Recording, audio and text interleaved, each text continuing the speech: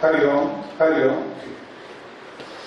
हमारे सभी आदरणीय सम्मानित डायरेक्टर्स, सारे फैकल्टी मेंबर्स और हमारे प्यारे बच्चों, अभिषेक सर ने मेरा परिचय दिया, लेकिन उनको जो कि पूरी जानकारी नहीं है, इसलिए कुछ बातें उनसे छूट गई हैं, तो मैं 2 मिनट में अपनी बात कहता हूं। सन 1986 से मैं रामकृष्ण मिशन से जुड़ा रहा। वहां पर विवेकानंद यूथ स्टडी सर्किल बनाया गया था। एक स्वामी हर्षानंद जी थे, जिनको कि इनसाइक्लोपीडिया ऑफ रामकृष्ण मिशन कहा जाता था, और उन्होंने इनसाइक्लोपीडिया ऑफ हिंदुइज्म लिखा भी, जो 40 वर्ष में तैयार हुई है पुस्तक। He was such a great scholar. तो उनके साथ मैंने 3 वर्ष काम किया, और उसी समय 1986 में विवेकानंद स्टडी सर्किल बनाया गया इलाहाबाद में।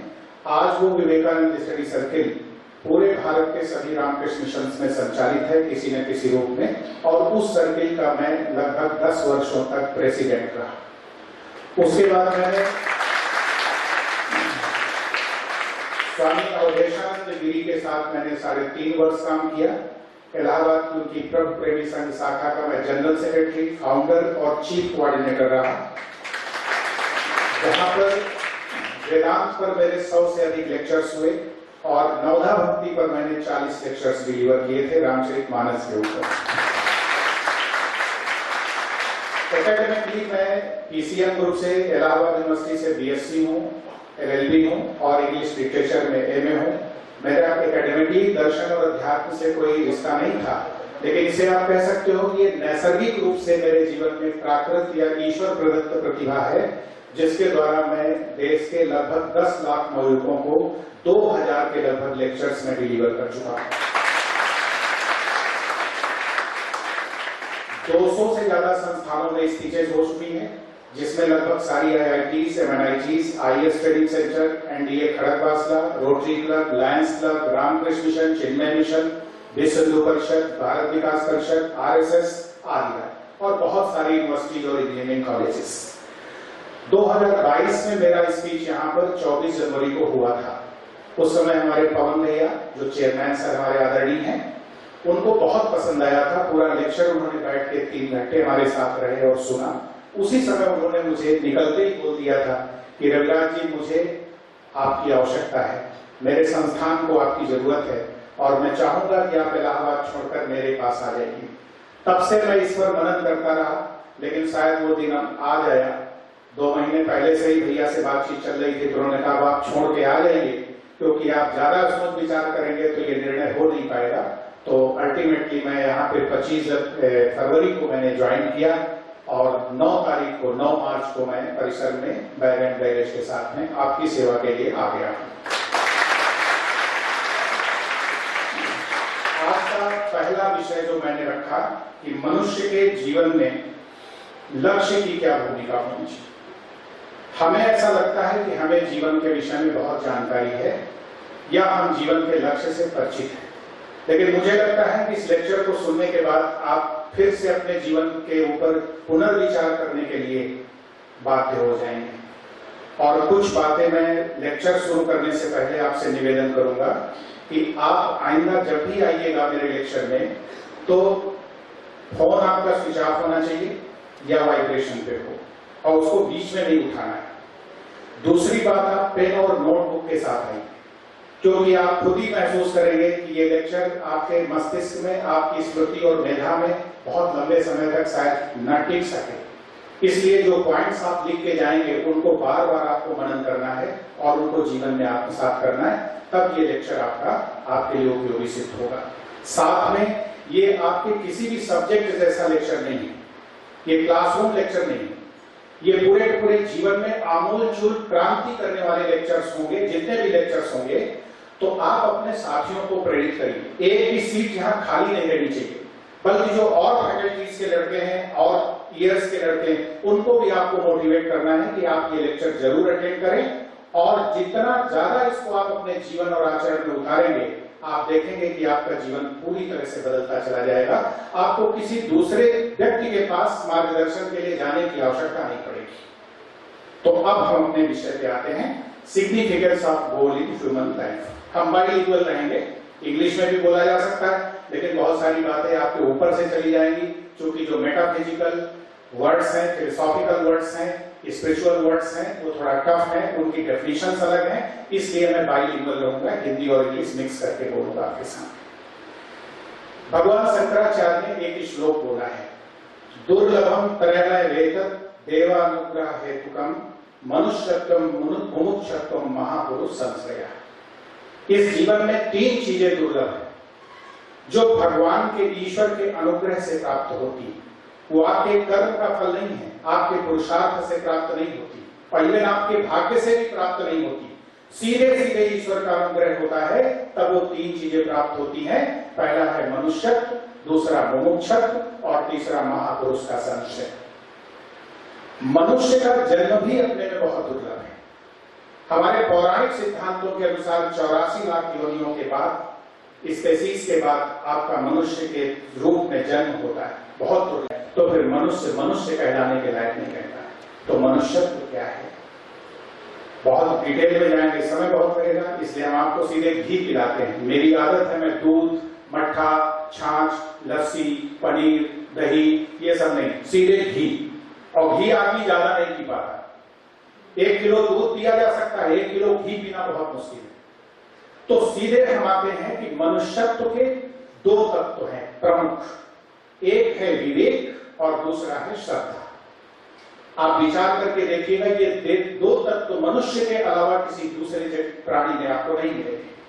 विवेक क्या है? एक ऐसी प्रज्ञा का नाम है जो आत्म और अनात्म के विषय में, जड़ और चेतन के विषय में, सत्य और असत्य के विषय में, उचित और अनुचित के विषय में, न्याय और अन्याय के विषय में, धर्म और अधर्म के विषय में, करणी और अकरणी के विषय में, कर्तव्य और अकर्तव्य के विषय में स्पष्ट अंतर करती है, स्पष्ट भेद करती है। ऐसी जो आपकी प्रज्ञा शक्ति है उसको हम कहते हैं विवेक। विचिर पृथक भावे, ये संस्कृत की धातु है जहां से विवेक शब्द निकला है, जिसका अर्थ होता है 2 मिली हुई चीजों को अलग अलग कर देना। आपके जीवन में चैतन्य भी है, जड़ भी है।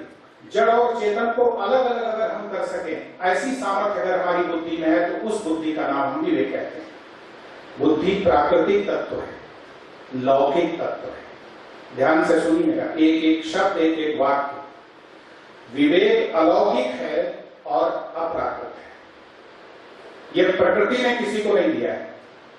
इसीलिए कहा गया कि अगर विवेक की प्राप्ति करनी है तो विवेक और बोधवान महापुरुषों का संग करना पड़ेगा। इसी बात को बाबा तुलसी ने संकेत किया, बिनु सत्संग विवेक न हो। बिना सत्संग के विवेक नहीं आता है। विवेक वालों का संग आप करेंगे तो आपको विवेक प्राप्त होगा। तो ये अलौकिक है, ये दिव्य विभूति है और ये नैसर्गिक नहीं है, ये अप्राकृत है। दूसरा श्रद्धा। श्रद्धा की पूंजी लेकर प्रत्येक व्यक्ति पैदा होता है। भगवान ने गीता में 17वें अध्याय में बोला है, सत्वानुरूपा सर्वस्य श्रद्धा भवति भारत, श्रद्धामयो अयम पुरुषा यो यत् श्रद्धा स एव स। प्रत्येक प्राणी जो है अपने अंतःकरण के अनुसार श्रद्धा को लेकर पैदा होता है। ये पुरुष श्रद्धामय है, जिसकी जैसी श्रद्धा होती है वो व्यक्ति वैसा ही बनता है। ये गीता कह रही है। पुरुष को पंचभूतमय नहीं बताया, क्षितिजल पावक गगन समीरा, पंच रचित ये अधम शरीरा। देह तो हमारी पंचभूत में है, लेकिन जो व्यक्ति हमारे अंदर है वो श्रद्धा में है। व्यक्ति पंचभूतों से नहीं बना है। और एक बात यही मैं संकेत कर दूं, देह हमारी टाइम और स्पेस में यात्रा करती है, लेकिन जो व्यक्ति है वो टाइम और स्पेस में यात्रा नहीं करता। व्यक्ति परिस्थितियों में यात्रा करता है, उसकी गति परिस्थितियों में होती है। ये सारे सूत्र आप याद रखिए। तो मनुष्यत्व में श्रद्धा और विवेक, ये 2 तत्व परिपूर्ण मात्रा में होना आवश्यक है। प्रत्येक व्यक्ति में कुछ ना कुछ विवेक संभव है हो, कुछ ना कुछ श्रद्धा संभव है हो, लेकिन हमें उतनी श्रद्धा चाहिए, उतना विवेक चाहिए, जितनी श्रद्धा और जितने विवेक से आप अपने जीवन की सिद्धियां और अपने जीवन के साध्य को अधिगत कर सकें, उनको उपलब्ध कर सकें। आपको एक कार खरीदनी, मान लीजिए आप BMW लेना चाहते हो, 50 लाख की मिलती, और आप अपने घर से 40 लाख रुपए का चेक लेके गए या 30 लाख का चेक लेके गए, इवन आप 48 लाख का चेक लेके गए, तो भी वो गाड़ी आपको नहीं मिलेगी, क्योंकि 2 लाख रुपए कम है। जैसे आपको पानी को बॉयल करना है तो अग्नि को बॉयल करने के लिए 100 डिग्री टेम्परेचर चाहिए, उससे अगर कम है तो बॉइलिंग पॉइंट जब तक नहीं आएगा तो पानी बॉयल नहीं हो सकता है। इसी प्रकार से श्रद्धा और विवेक का जो स्तर, जो गुणवत्ता, जो परिमाण चाहिए, जो मैग्नीट्यूड और क्वालिटी चाहिए, जब तक उस स्तर का विवेक और श्रद्धा नहीं होगी तब तक वो अपना फल और परिणाम आपके जीवन में नहीं देगी। इसलिए आप इन दो चीजों को अपने जीवन में धारण करने का प्रयास करें। कैसे होगा? बहुत से लेक्चर्स होंगे, उसमें बीच बीच में सूत्र आते रहेंगे, नहीं तो यहीं पर हम टिक जाएंगे, आगे का लेक्चर आपका छूट जाएगा। मुमुक्षुत्व क्या है? मुक्ति की इच्छा। किस चीज से मुक्ति? दुख से मुक्ति, रोग से मुक्ति, अभाव से मुक्ति, संताप से मुक्ति, अशांति से मुक्ति, बंधनों से मुक्ति, अज्ञान से मुक्ति आदि। मुक्ति के ये अनेक रूप हैं। मोक्ष के रूप में मुक्ति नहीं बताई गई, वो तो अल्टीमेट गोल है लाइफ का, जिसकी रुचि हो उधर जा सकता है। लेकिन अपने जीवन में जिन प्रतिकूलताओं से, जिन संकटों और विपत्तियों से आप अपनी मुक्ति चाहते हो, यहाँ पर मुमुक्षुत्व का अर्थ वो है कि इन सब से मुक्त होने की जो इच्छा है उसको हमारे यहाँ मुमुक्षुत्व कहा गया है।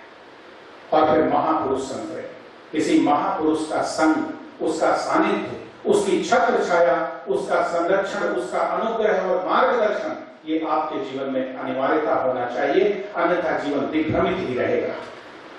इसमें से अगर लास्ट को आप पकड़ लो, तीसरे नंबर को, महापुरुष का संश्रय अगर आपको प्राप्त हो जाए तो आपके जीवन में वो मनुष्यत्व को भी प्रतिष्ठित कर देगा और मुमुक्षुत्व को भी प्रतिष्ठित कर देगा। इसलिए सबसे ज्यादा महत्वपूर्ण है कि कोई ऐसा प्राज्ञ पुरुष आप ढूंढें जो आपके जीवन की समस्याओं का समाधान आपको दे सके। ये पहली बात हुई। दूसरी बात, लाइफ यहाँ पर है जीवन में लक्ष्य का महत्व। तो पहले हम समझ लें जीवन किसको कहते हैं, व्हाट इज लाइफ। अगर हम आपसे डेफिनेशन पूछे तो अगर किसी को इस विषय में थोड़ी भी अनुभूति है कि हमने जीवन की ये परिभाषा सोची है या समझी है या अनुभव की है तो वो हमें बता सकता है।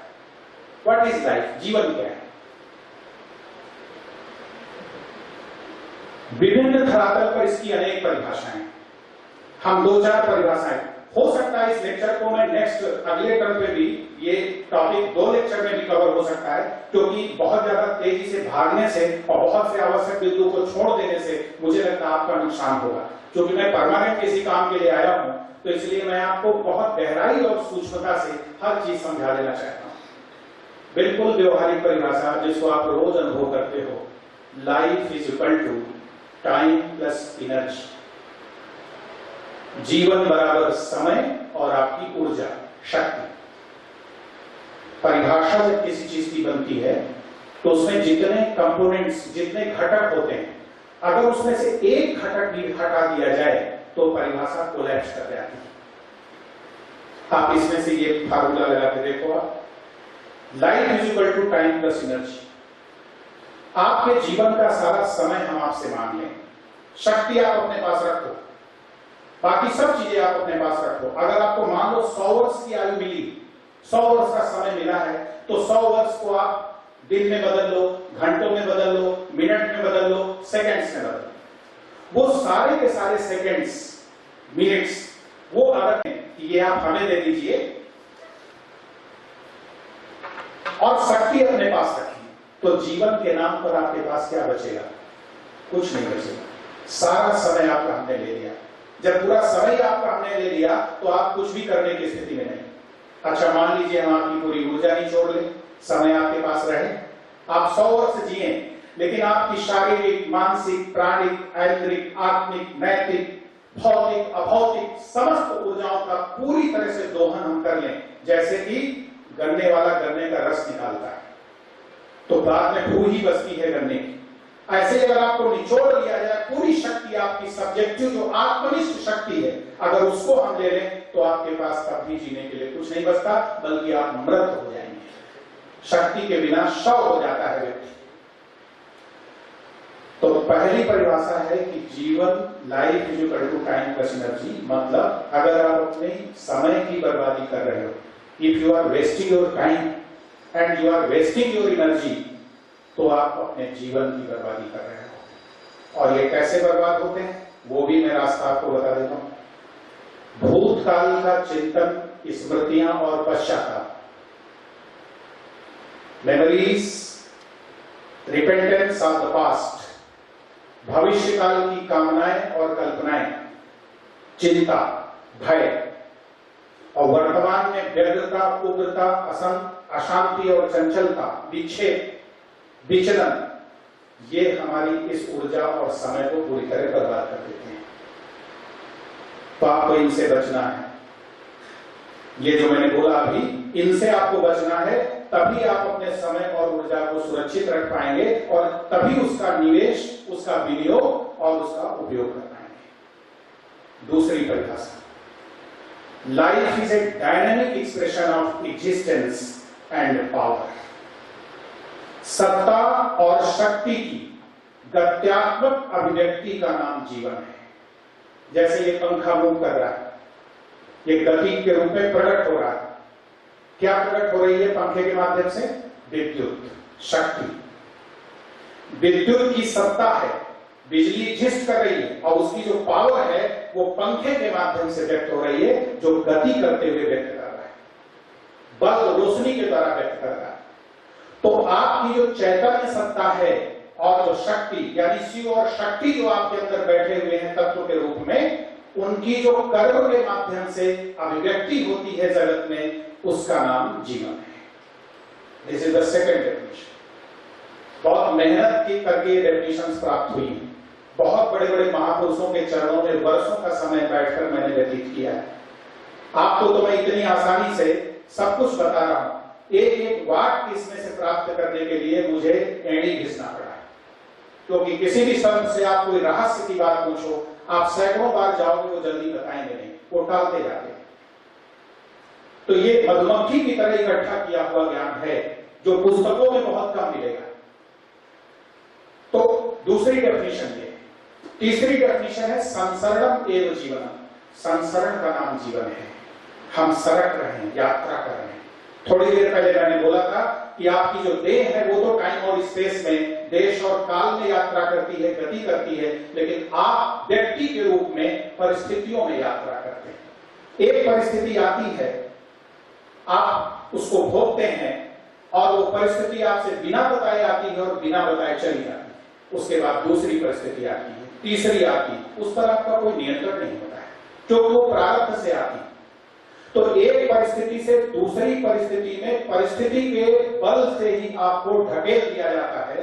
तो आप जो गति करते हैं, जो संसरण करते हैं, जो सरकते हैं, वो परिस्थितियों में सरकते हैं। इसलिए तीसरी परिभाषा है जीवन की, संसरण एवं जीवन। संसरण का नाम जीवन है, यात्रा का नाम जीवन है। तो इसका कोई गंतव्य भी होना चाहिए, आगे आएंगे उस पर। अगला है, life is a series of actions, reactions, interactions and responses with respect to the world all around, resulting in memory, knowledge, wisdom and experience. जीवन कर्म या क्रिया कह लो, क्रिया, प्रतिक्रिया, प्रत्युत्तर और संव्यवहार, इनकी एक अखंड श्रृंखला का नाम है, जो हम अपने चतुर्दिक उपस्थित जगत के साथ करते हैं और जिसकी परिणति, जिसकी निष्पत्ति, जिसकी फलश्रुति स्मृति, अनुभव, प्रज्ञा और ज्ञान के रूप में हमारे जीवन को प्राप्त होती है। ये अगली परिभाषा है। इन सब पर धीरे धीरे इनका विस्तार करेंगे। आज केवल आप जान लो कि जीवन क्या है और आपने जीवन को क्या समझ रखा है। आपको कितनी समझ है जीवन की, ये आपको इसके आलोक में देखने में सुविधा होगी। अगला, विवेकानंद ने कहा, life is an unfoldment of a being under circumstances tending to press it down. ऊपर की परिभाषाओं का ही एक तरीके से ये रिपीटेशन है कि जीवन एक ऐसी सत्ता की अभिव्यक्ति है जिसको बाह्य परिस्थितियां निरंतर दबाने का प्रयास कर रही हैं और वो परिस्थितियों से संघर्ष करके अपने आप को अभिव्यक्त करने का प्रयास कर रही है। इस अभिव्यक्ति की प्रक्रिया का नाम जीवन है। अगला, life is a reflection or an expression or a manifestation of pure consciousness through body, mind and intellect in the form of thoughts, emotions and actions, finally giving rise to circumstances and situations in life resulting in pleasure and pain of your life. ये अगली परिभाषा है। आप सोचो कि जीवन इतना आसान नहीं है, बहुत कॉम्प्लिकेटेड है, समझना बहुत मुश्किल है। और आप जो पढ़ाई यहाँ पर पढ़ रहे हैं ये जीविका के लिए है, ये जीवन के लिए नहीं है। जीविका जीवन के लिए होती है, जीवन जीविका के लिए नहीं होता है। जैसे वस्त्र कपड़े शरीर के लिए होते हैं, शरीर केवल कपड़ा पहनने के लिए नहीं होता है। तो जीवन का लक्ष्य क्या है? जीविका तो जीवन के लिए है, लेकिन जीवन किस चीज के लिए है, इस पर हमें विचार करने की जरूरत है।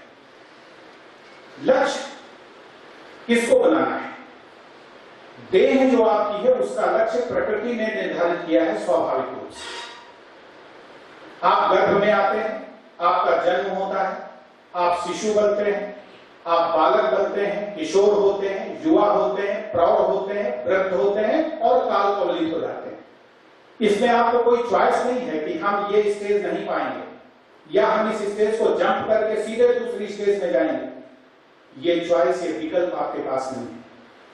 ये प्रकृति ने स्वाभाविक रूप से सबके लिए निर्धारित किया है, जितने भी प्राणी हैं सबके साथ ये है। तो देह का लक्ष्य है मृत्यु, आपको बनाना नहीं, सुविधा है, बनाया हुआ मिला है आपको। आत्मा अपने में पूर्ण तत्व है, वो सुख स्वरूप है, उसको कुछ नहीं चाहिए। इसीलिए शास्त्र में उसकी चर्चा की गई, पूर्णमदः पूर्णमिदं पूर्णात् पूर्णमुदच्यते पूर्णस्य पूर्णमादाय पूर्णमेवावशिष्यते। वो पूर्ण तत्व है और सर्वव्यापी है, सर्वज्ञ है, सर्वशक्तिमान है, अविनाशी है, अजर अमर है, नित्य शुद्ध बुद्ध मुक्त अनंत चैतन्य है। ये सारे के सारे विशेषण या स्वरूप लक्षण उसके साथ लागू होते हैं, वो भी आपको नहीं पाना है। तो ना तो लक्ष्य है देह का और ना ही लक्ष्य है आत्मा का। तो लक्ष्य किसको बनाना है?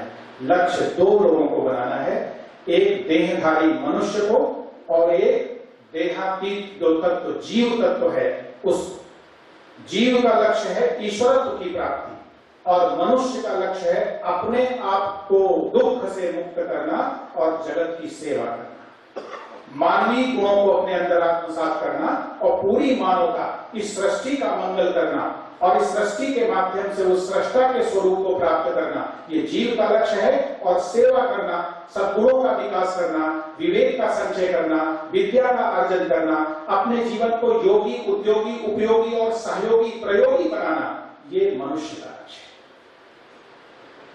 है। ये आपको करना है, बड़े लक्ष्य हैं। कितना महान जीवन आपको मिला है, आप इसकी कल्पना नहीं कर सकते। एक संत ने अपने शिष्य को एक हीरा दिया, उस शिष्य को नहीं पता था कि ये हीरा है, और उससे कहा कि इसको बेचना नहीं है, इसको बाजार में ले जाकर के इसकी कीमत करके ले आओ। वो आलू वाले के पास पहुंचा, उसको दिखाया। आलू वाले ने कहा कि मैं 2 किलो आलू इसके बदले में दूंगा। तो उसने कहा ठीक है, आगे बढ़ गया, चूंकि गुरु ने कहा था बेचना नहीं। आगे पहुंचा मिठाई वाले के पास, उसने कहा 10 डिब्बे मिठाई दूंगा। कपड़े वाले के पास 20 मीटर कपड़ा दूंगा। इस तरह करते करते वो अंत में जौहरी के पास पहुंचता है। जौहरी ने जब उसको देखा तो कहा इसकी कोई कीमत नहीं दी जा सकती। सारी संपदा अगर इस राज्य की इसके बदले दिया जाए तो भी इस हीरे की कीमत, इसका मूल्य नहीं दिया जा सकता है, क्योंकि ये अमूल्य है, कोहिनूर से भी ज्यादा महंगा है। वो वापस आ गया, उसने गुरुजी को बताया, तो गुरुजी ने कहा ये तुम्हारी एक परीक्षा भी थी और तुम्हारे लिए एक सबक था। ये जो जीवन रूपी हीरा आपको दिया गया है ना, ये इस हीरे से भी ज्यादा मूल्यवान है।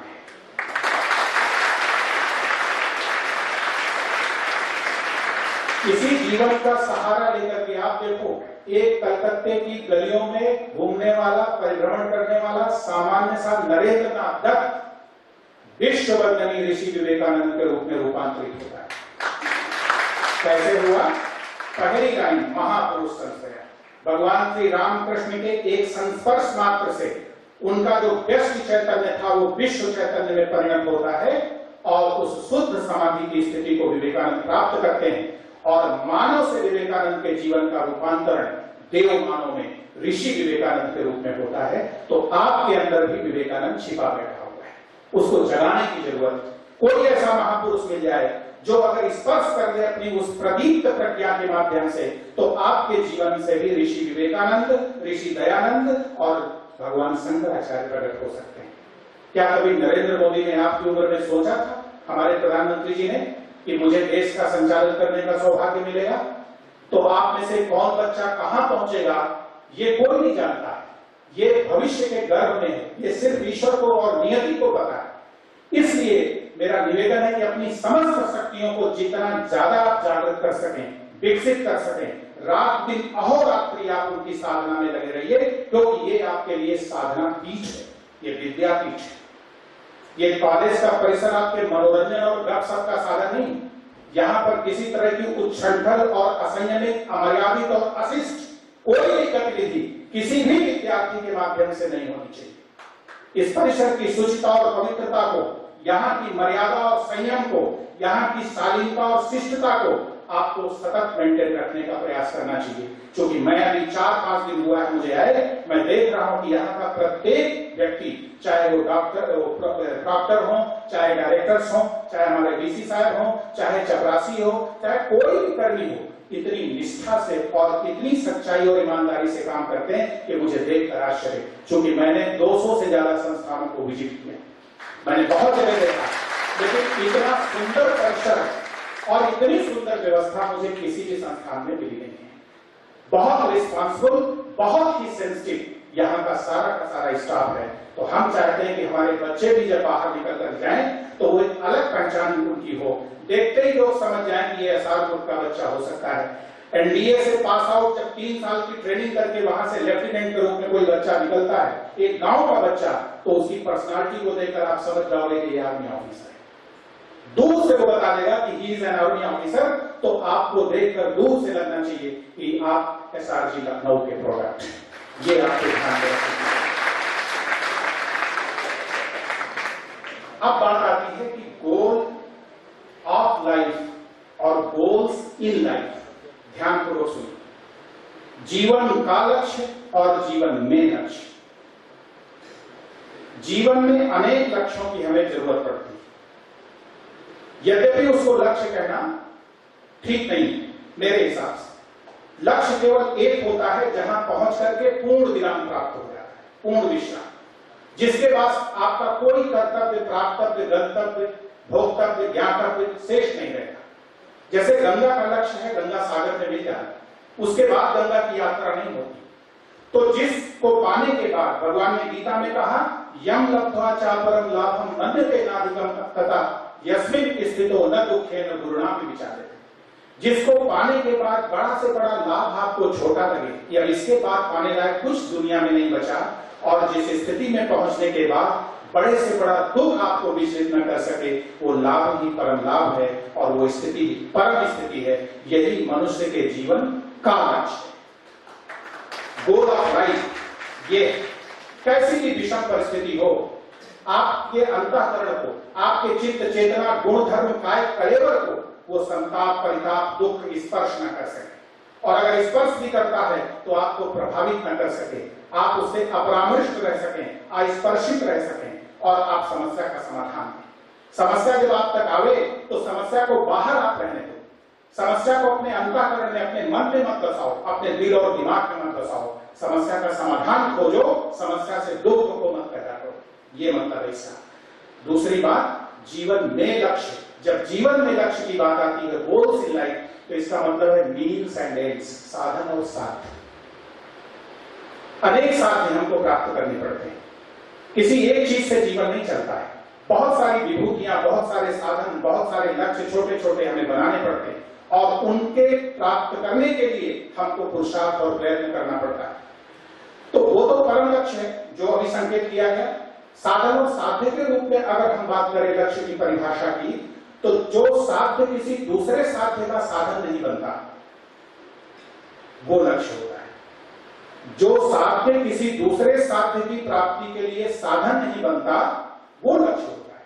जैसे अभी आप मानो कोई विद्यार्थी कक्षा 1 में है, क्लास 1 में, तो क्लास 1 साधन बनेगा क्लास 2 में पहुंचने के लिए, क्लास 2 साधन बनेगा क्लास 3 में पहुंचने के लिए। इसी तरह क्रम से पहुंचते पहुंचते आप बीटेक में आ गए। अब बीटेक साधन है एमटेक के लिए, एमटेक साधन है या तो नौकरी के लिए या पीएचडी के लिए। तो जो साधन और साध्य की श्रृंखला में अपनी स्थिति रखता है, उसको जीवन का लक्ष्य नहीं कह सकते, उसको साधन और साध्य ही कहा जाएगा।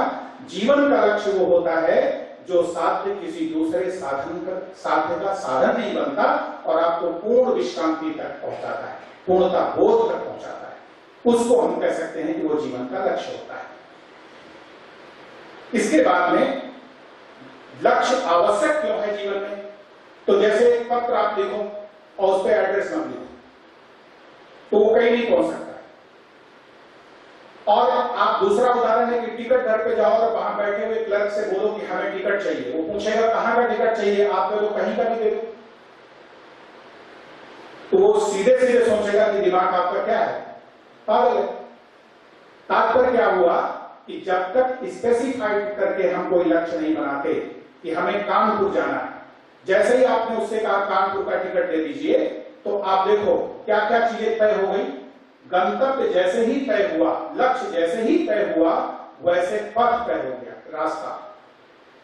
टिकट आपने रेलगाड़ी का लिया है तो इसका मतलब है कि साधन कौन अपनाएंगे आप? रेलगाड़ी। कहां चलेगी? पटरी पर, पथ रेल पथ पर चलेगी।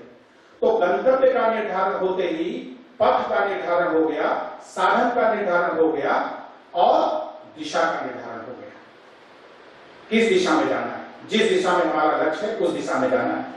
तो यदि जीवन में लक्ष्य नहीं है तो ना तो गंतव्य का अगर गंतव्य का निर्धारण नहीं तो आपकी दिशा का निर्धारण नहीं, आपके पथ का निर्धारण नहीं, आपके साधन और वाहन का निर्धारण नहीं, और अगर दूरी बहुत है तो आप साथ में पाथेय ले जाते हैं, टिफिन, फिर रास्ते में कुछ नाश्ता कर लेंगे। बहुत सारे लोग हैं बाहर का नहीं खाते, या रास्ते में कुछ खरीद तो पाथेय का निर्धारण। तो इसी प्रकार से जीवन का लक्ष्य जब आपके निर्धारित होता है तो आपका पथ, आपकी दिशा, आपका साधन, आपका वाहन और आपका पाथेय, इतनी चीजें निर्धारित हो जाती हैं। इसलिए आपको जीवन में एक लक्ष्य जरूर बनाना चाहिए। लक्ष्य तक यात्रा पहुंचाती है, गति में। बहुत सारे लोग गति करते हैं, उनसे पूछो कहां, बस ऐसे ही टहलने निकले। तो जीवन में भी वो यही परिभाषा अपनाते कि टहलने निकले। तो गति से अगर गति ही निकल रही है तो वो अंत में दुर्गति को ले जाती है। गति से अगर गंता का गंतव्य निकल रहा है तो वो उसको उपलब्धि तक ले जाती है। और गति प्लस लक्ष्य या गंतव्य बराबर यात्रा। जब गति को हम लक्ष्य दे देते हैं, कोई गंतव्य दे देते हैं कि ये गति यहां पर जाकर के अपनी पूर्णता को, विश्राम को प्राप्त करेगी, तो गति के साथ जब गंतव्य जुड़ता है तो वो जीवन का लक्ष्य हो जाता है, उस व्यक्ति का लक्ष्य हो जाता है। तब वो भटकता नहीं और आपके अंदर की जो शक्ति, आपके अंदर की जो विभूति है, आपके अंदर की जो ऊर्जा है, आपका श्रम और समय, इन सब का एक दिशा में और एक साधना में विनियोग हो जाता है, उसका आप उपयोग कर लेते हैं। जब आपके पास करने को कोई कार्य नहीं होता, जब सामने कोई लक्ष्य नहीं होता, तो निश्चित रूप से आपकी सारी ऊर्जा, समय, ये सब का सब क्या हो जाता है? व्यर्थ चला जाता है। इसलिए आपको अपने जीवन में लक्ष्य बनाना चाहिए।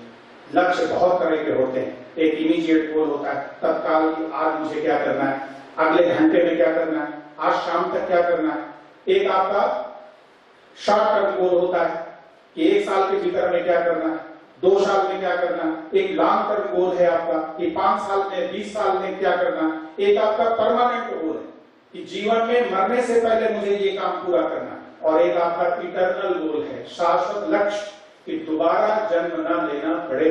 अगर दोबारा बीटेक फर्स्ट ईयर में पढ़ना पड़ा तो मतलब क्या हुआ? फेल हो गए। फिर अगले साल मेरा लेक्चर सुनने के लिए आप बैठे तो इसका मतलब फिर फेल हो गए।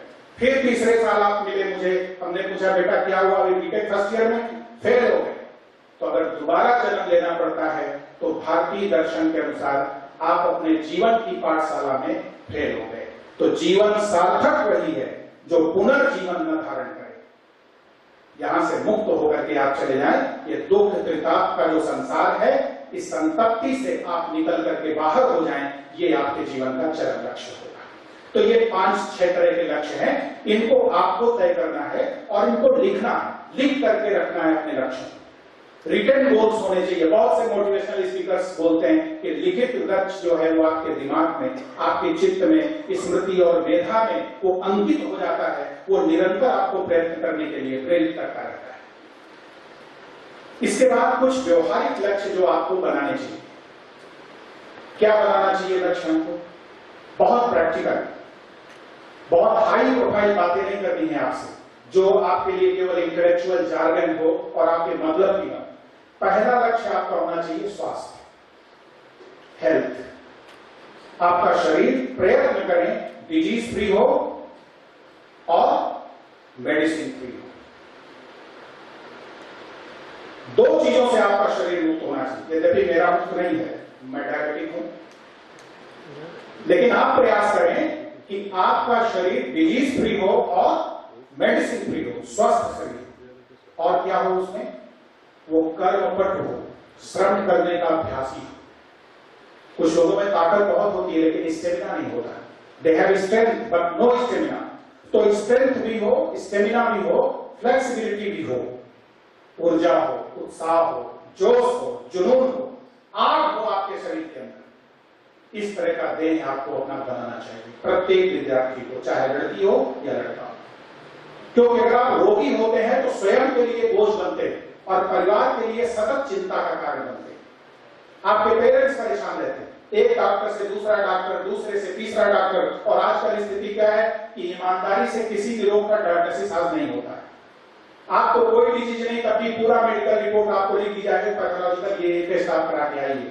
डॉक्टर को मालूम है कि इसको इतनी सी प्रॉब्लम है, लेकिन आप जानते हो कि समाज में क्या चल रहा है? इस ओपन हार्ट से बोलना नहीं चाहते।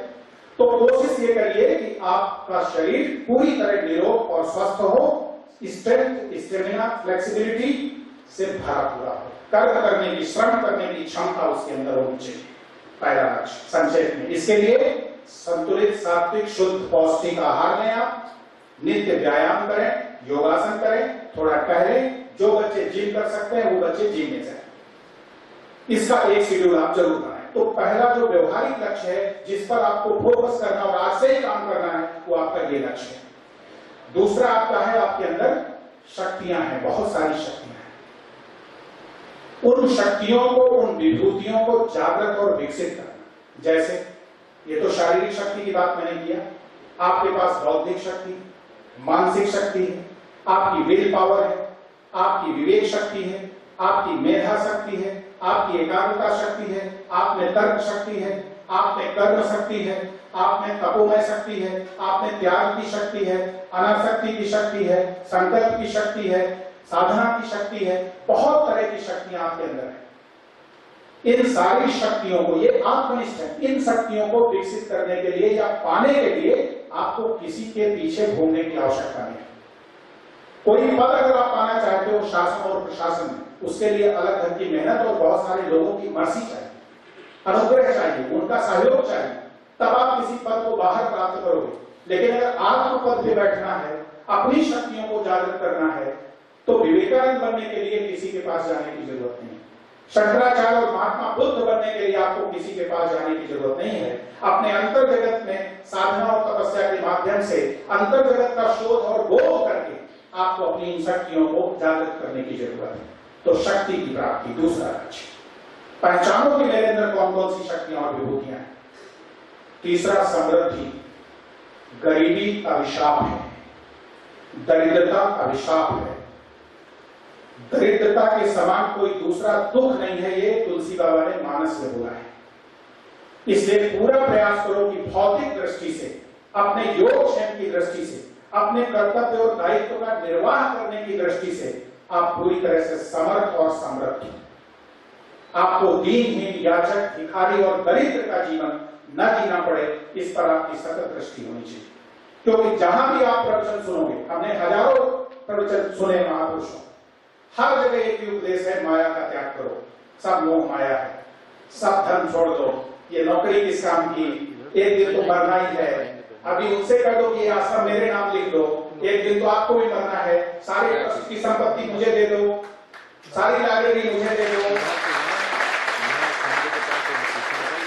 ये उन्हीं का सूत्र अगर उन्हीं पर लागू किया जाए तो देखो आपको उनका दोहरा चरित्र सामने प्रकट हो जाएगा। अगर हम बार बार आपसे कहें चीज अच्छी नहीं है, ये शर्ट आपके ऊपर अच्छी नहीं लगती, एक दिन आप कहोगे कि यार इसको किसी को दे देते। तो जब दोष बुद्धि बार बार आपको कराई जाती है कि नौकरी क्या है, अनित्य है, अनाथ है, बेकार है, व्यर्थ है, फिर मर जाओगे, कोई भरोसा नहीं, आप बैठे अभी 2 मिनट बाद मर जाएगी, बातें कर करके आपके मन में अरुचि पैदा कर दिया। वैराग्य अलग है, अरुचि अलग। वैराग्य नहीं पैदा होता, वैराग्य का जन्म विवेक से होता है। दुख से अरुचि का जन्म होता है।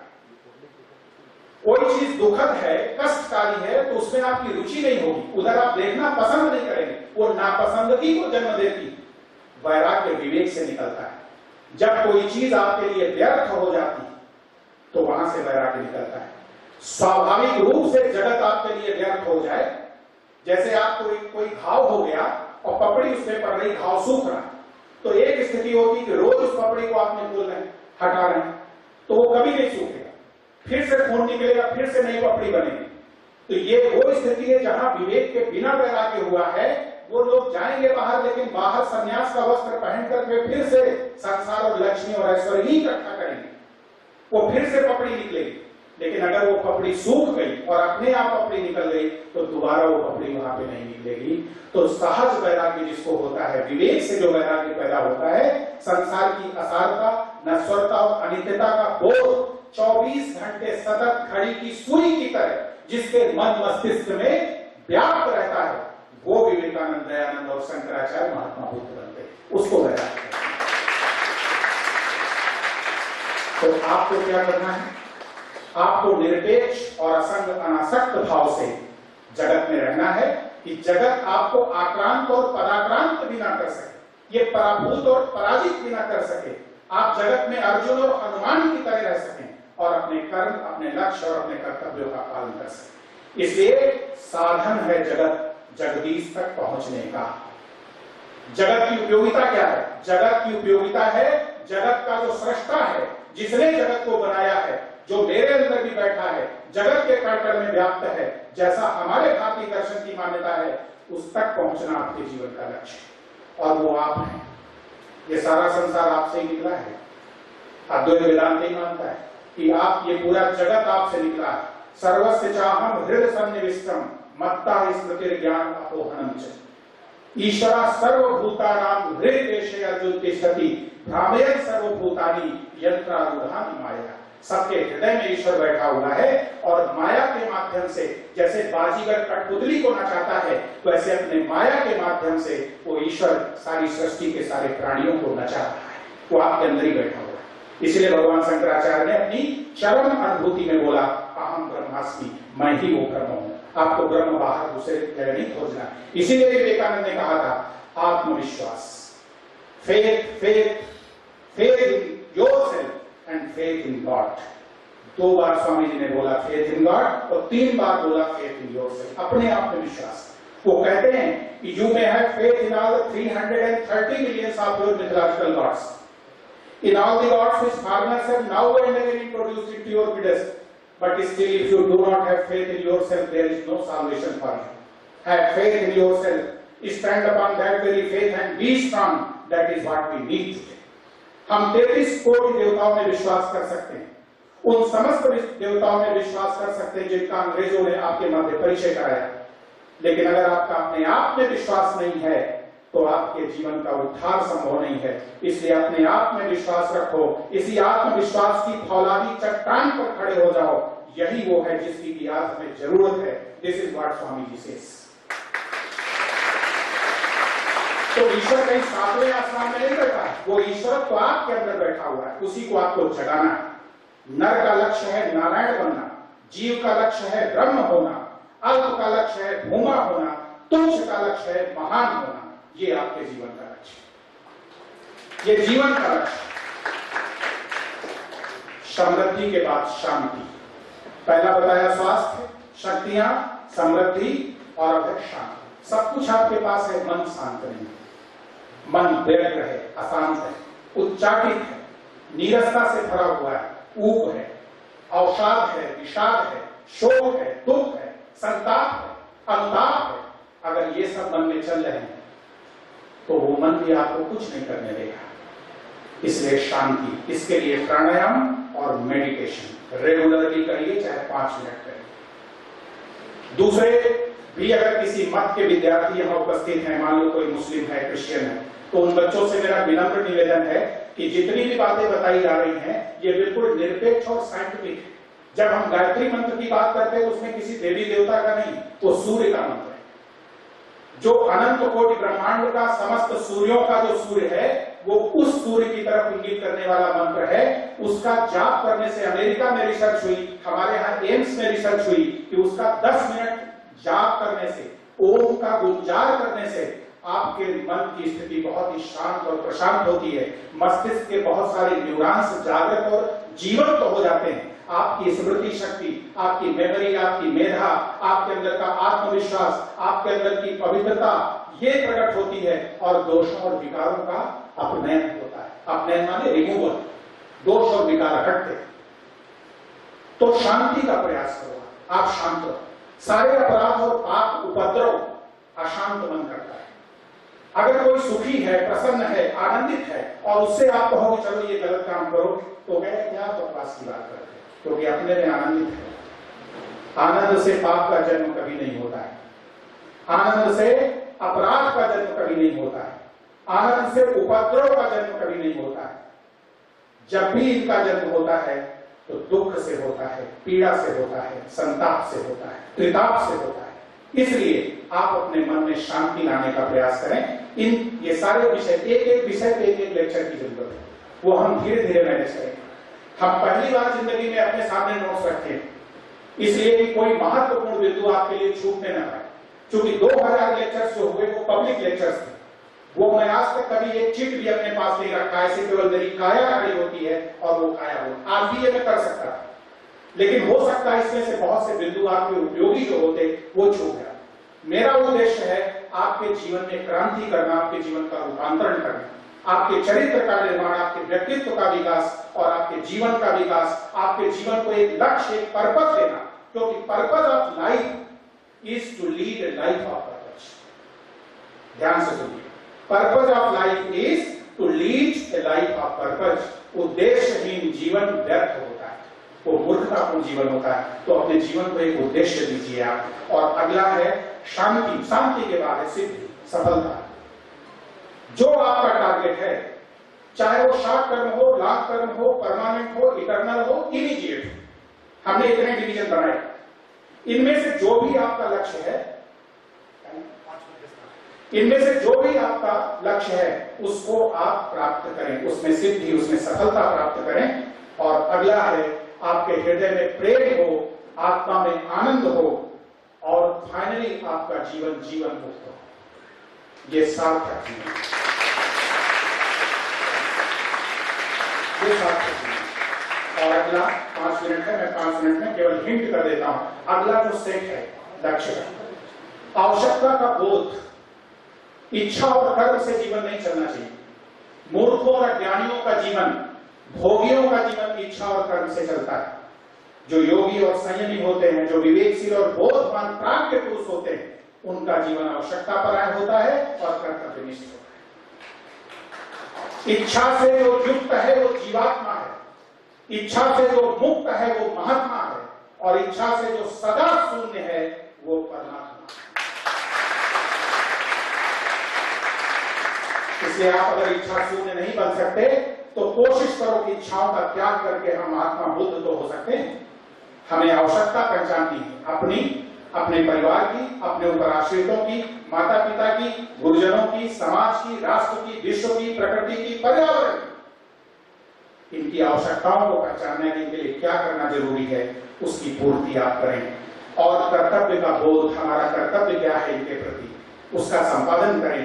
संबंधों का बोध होना चाहिए कि मेरा किसके साथ कैसा संबंध है, किस स्तर का संबंध है, इस संबंध का क्या कर्तव्य है, मेरा इसके साथ अधिकार कैसे बनता है, इसका मेरे से क्या अधिकार बनता है, इसका बोध। और अगला है स्वरूप का बोध, अपने स्वरूप का बोध। मैं कौन हूं, निरपेक्ष रूप में और सापेक्ष रूप में। निरपेक्ष रूप में जब आप सोचेंगे सबको हटा करके एब्सोल्यूट फॉर्म में, तो रमण महर्षि का समाधान मिलेगा आपको, मैं कौन हूं, अपने स्वरूप तक पहुंचोगे। और सापेक्ष कि आपके पिता सामने खड़े, इनके सापेक्ष मैं कौन हूं, मैं इनका पुत्र हूं। मेरे सापेक्ष ये कौन है, ये मेरे पिता है। ये जो सामने खड़ी मेरी माता जी है, इनके सापेक्ष मैं कौन हूं, पुत्र हूं। तो सापेक्षता में आप अपना परिचय जाने और निरपेक्ष रूप से भी आप अपने स्वरूप का परिचय जाने और फिर अपनी पहचान निर्धारित करें। इन 5 चीजों को अगर आप करते हैं तो आप अपने व्यवहारिक जीवन में, पारिवारिक जीवन में, सामाजिक जीवन में, व्यवसायिक जीवन में कहीं पर भी आप असफल नहीं होंगे। अब अंत में मैं उपसंहार के रूप में इस लेक्चर को आगे भी हम एक लेक्चर और कंटिन्यू करेंगे बाद में, जब आपका टर्न आएगा तो होगा।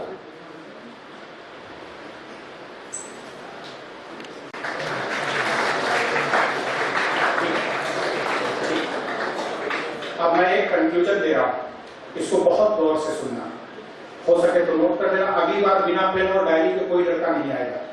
हम आपके हितैषी हैं, मुझे अपना आप गुरु मानो, मित्र मानो, बड़ा भाई मानो, छोटा भाई मानो, जो मानो आप। मेरा निवेदन है, हम सब जितने लोग यहाँ बैठे हैं कि आपके जीवन को बहुत सुंदर बनाना चाहते हैं, किसी भी रूप में हम आपका अहित नहीं देखना चाहते, इसलिए हम आपसे गुजारिश करते हैं कि आप एक पेन और डायरी लेके आए और नोट करें।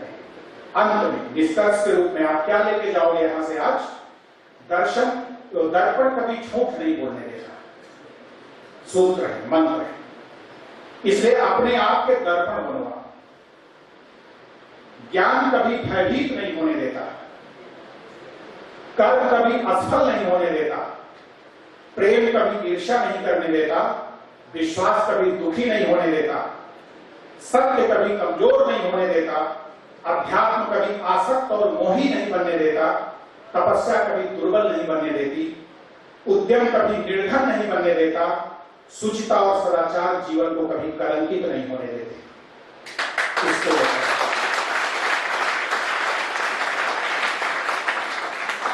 इन्हीं शब्दों के साथ मैं आज इस लेक्चर को यहीं पर विराम देता हूं।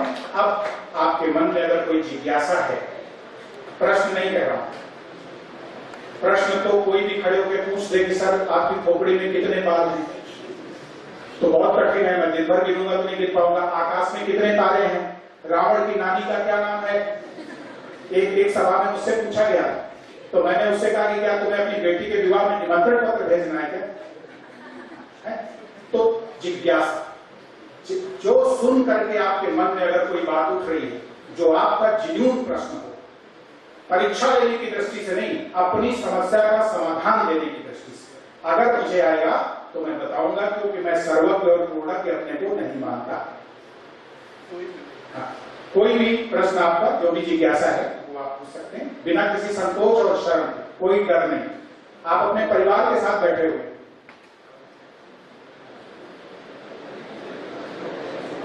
बस थोड़ा सा टाइम है आपके पास, 5-10 minute.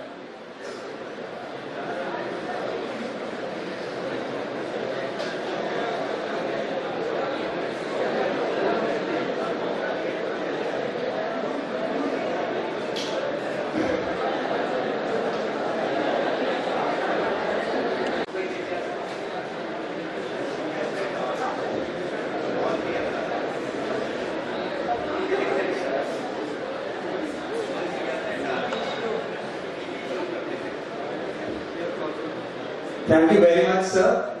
And I would like to thank you from behalf of, to say a few words and a word of thanks.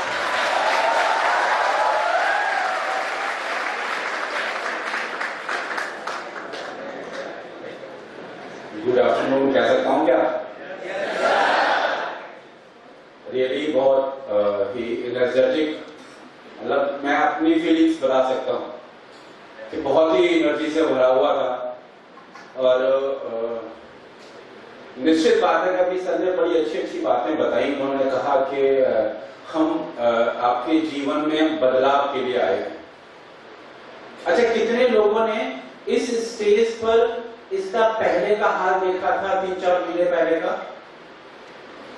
अब अच्छा लग रहा है कि पहले अच्छा लग रहा था? ये बदलाव है। सिर्फ जिस तरीके से इस स्टेज की खूबसूरती कुछ कारीगरों ने मिलके बढ़ाई है, ऐसे ही आपके जीवन की जो खूबसूरती है उसको निखारना है। और उस निखारने के लिए ऐसे जो कारीगर जो हमारे बीच आए हैं, उनका यहाँ रहना बहुत जरूरी है। और उनकी जो छेनी हथौड़ी, जो फोन बंद करने के लिए, समय से आने के लिए, शांत होने के रूप में चलाई जा रही है, इसको सहन करना होगा अगर हमें अपने चेहरे पर चमक लानी होगी तो। मुझे याद आ रहा है, सर ने बताया कि मैं आज ये पेज 2 लेके आया हूं जीवन में पहली बार, मजा आया। ऐसे ही मुझे याद आ रहा है कि जब लक्ष्मण को शक्ति लगी थी तो हनुमान पूरा पहाड़ लेके आए थे।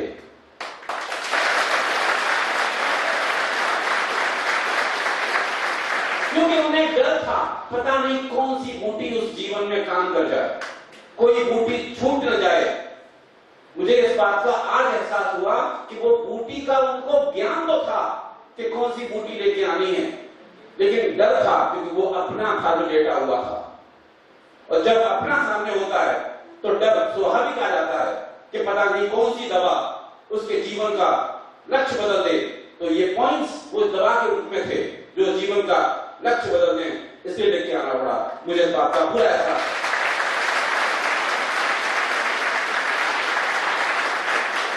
और देखिए समानता, देखिए रवि राज सिंह, रवि पर राज करने वाला कौन था? हनुमान, जिसके कहने पर रवि क्या करते थे? निकलते थे और टूटते थे। तो ऐसे ही नहीं नाम रखा गया।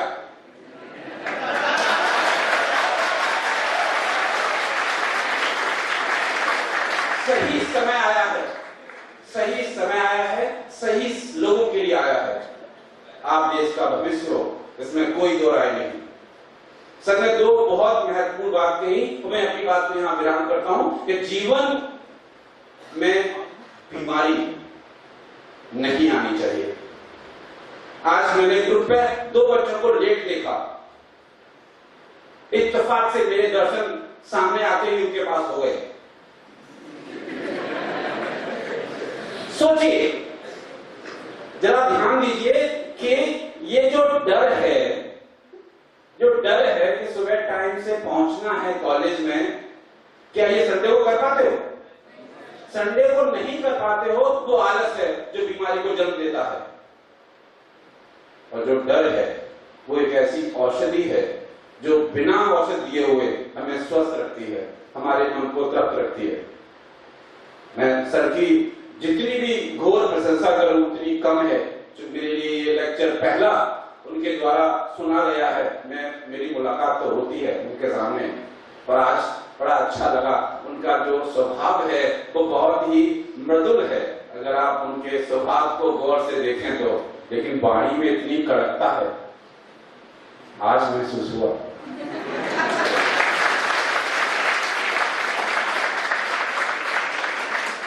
ठीक उसी तरीके से जिस तरीके से जलेबी को तेल में सेका तो वो कड़क जाता है, लेकिन वो खाने योग्य नहीं होती, फिर उसे चाशनी में डाल के उसमें मिठास भरी जाती है। शायद यही रूप प्रभु ने इनके अंदर भर के जमीन में भेजा है। मैं ऐसी विभूतियों को इस पावन धरती पर पुनः प्रणाम करता हूं और आपका आभार प्रकट करता हूं कि ऐसे सेशन अब हमें सुनने को मिलेंगे। और आप लोग भी उसी एनर्जी से आप प्लीज बैठा रहिए, मजा आएगा। बहुत बहुत धन्यवाद, बहुत बहुत आभार सर, बहुत बहुत